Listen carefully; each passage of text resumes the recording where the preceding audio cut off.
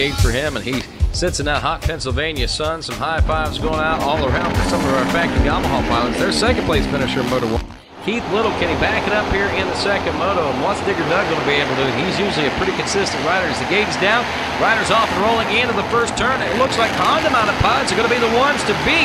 And is that Little back out front early on? It looks like jockeying for a position behind him will be Goodman, Natali, and even Joe Bird. Tough break there for some of our other riders. And it looks like maybe a couple, well, it looks like Lawson for one in particular caught in that first turn crash. Tough break for him. Keith Little out front, though, here in this second moto, and that could spell disaster for the Yoshimura Suzuki boys, as it looks like both Gust and Jones not too far behind, running back there pretty nip and tuck with one another. But it's Little, Goodman, Natali running third, Bird in fourth, Jeremiah Jones in fifth, and it looks like Pat Brown rounds out your top six to kick things off here in moto number 2. Goodman, good start for him, and something that we kind of expect to see out of him, especially as this season wears on. He gets more and more confidence. Natali, on the other hand, not looking for him to be up front. Look at that. Travis Bader is down. Travis Bader down. Tough break for him, and that's going to probably take him out of the running for sure here in moto number 2, and it just pretty much wastes his day of racing. But we'll see if that's the case or not. He might be able to work his way back up through the pack. Meanwhile, again, back up front, Keith Little, number 12, in second place. We still have company Goodman, as we were saying, expecting to see him work up. Natali, though, on the other hand, they injured on Friday in practice, and we didn't expect to see him to be a factor here, but he did ride moto number 1, was not a factor there. Joe Bird, whom we thought was going to be able to capitalize out there on Natali's misfortune, finds misfortunes of his own, and he actually finishes in a 15th place in moto number 1. So they head out in moto number 2 pretty much on even ground here to continue their points bid after this 9th round of racing of the 2006 ATVA National Motocross Series. Now, this again is the ITP Moose Racing TV National Series. Is presented to you in part by Parts Unlimited. Little, still your leaders. We check out the scroll along the bottom of the screen and look how fast these riders are going. The track is really coming to its own as you're seeing plenty of passing opportunities. The track is really wide. A nice berm built up on the outside of those turns, which enables these riders to use maximum speed and horsepower they're on the racetrack, especially on tracks like this here at Steel City, because there's a lot of opportunities for these riders to really wick it up and find how much horsepower the machines actually have. Got a nice long straight stretch there with those tabletops, but timing is of the utmost importance. You don't want to overjump those and land into the face of another one. There's 5 tabletops there. They start out very small and they get gradually, as they work their way down to nearly 100 feet when they get to that 5th and final tabletop. Then they'll take that hard left-hand hairpin turn right in front of the grandstand there at Steel City, and the crowd goes wild for these riders as they make their way by, including Keith Little. They're looking for him to possibly take a win here today at Steel City and become a notch in the history books as the first at an ATVA National. Goodman running in the number 2 spot. He has got company. Jeremiah Jones has worked his way up through the pack into the number 3 spot. And that could spell possibly disaster for even Keith Little up front. But where is Digger Doug Gust? As long as the number 12 machine of Keith Little can keep his wits about him, he might pull this one off. It's Little, Goodman, Jones. There's Brown back in the number 4 spot. And it looks like things are panning out for Corey Ellis as he moves into a top 5. Natali drops off to 6. There is Wimmer running in 7th place. And Dunkelberger running back in an 8th place position. Dunkelberger, keep an eye out for this kid. He could be one of the future stars of ATVA racing in the not too distant future.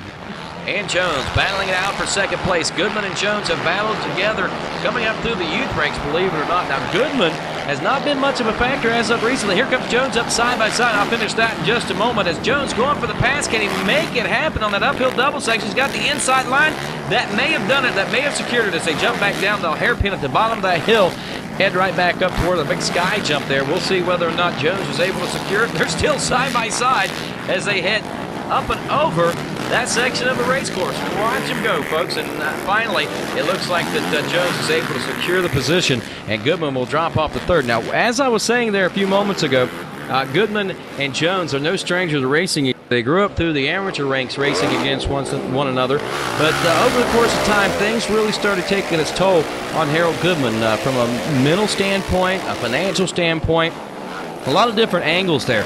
But finally, the Bumblebee decided that he wanted to try it again. He kind of backed off there for a year or two, wasn't much factor, but then all of a sudden a couple of years ago he decides, hey, this is what I want to do while I'm still young enough to do it, so I'm going to do it. And that's exactly what he's been doing, and been putting in some phenomenal efforts as of lately. Speaking of phenomenal efforts, the number 2, Jeremiah Jones, a former ATV national champion on that Yoshimura Suzuki, back there knocking on the door for the number 1 spot away from Keith Little.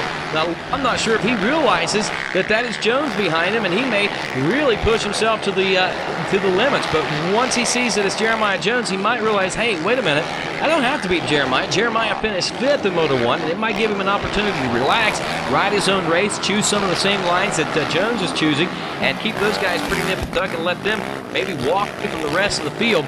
But the biggest person that that number 12 machine has to worry about right now is that number 55 of Digger Doug Gus. And there's that battle for the lead. And it looks like Jones has taken it over and secured it, as Keith Little will settle up for second, but he is not going to give it away so easily. Uh-oh, Jason Luberg finds prop of his own aboard that Suzuki. What happened there as he goes head over heels? We'll watch that one more time in our ITP replay. He just basically gets a little sideways off the jump. It was not much of a crash there, but evidently he was something happened in midair, and it kind of pitched him over. He's going to be okay, but it's going to take him out of the hunt and out of the running for a top position here in this second moto.